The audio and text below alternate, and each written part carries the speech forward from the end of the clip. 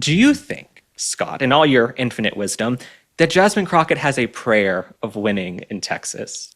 She cannot win a general election, Hmm. but can she win a Democratic primary? Yes, because that's Hmm. what the base of the Democratic Party wants. Jasmine Crockett's the smartest Democrat in Congress. She's the one who's on TV the most. Hmm. She's their leader. She is the face of the Democratic Party. She is going to beat Tallarico in Texas, I think. That's who all the establishment Democrat political operatives want. They want this guy. Right.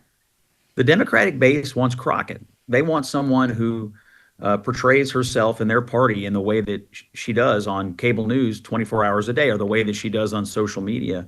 You know, the reason people in Dallas don't hear from Crockett is because they aren't her constituents. Her constituents are people on TikTok, people on Instagram, people in the newsrooms. Her constituents have nothing to do with the people she represents. I mean, she lives in this fantasy online world, and she also lives in a world where you can say anything, whether it's true or not, and then deny everything you said, even though you did say it.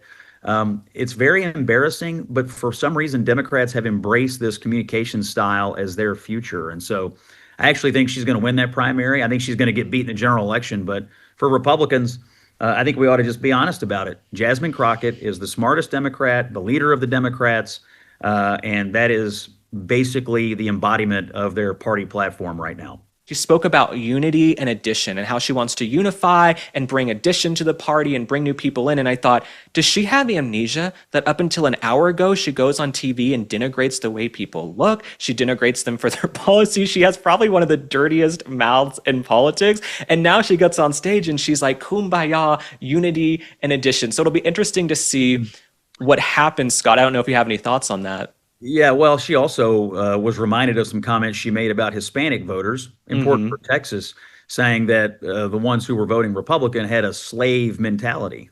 Hmm. And then she goes on CNN, and Jake Tapper reads back to her a direct quote that was printed in Vanity Fair, and she says, "That's not what I said," and it's literally printed on the page.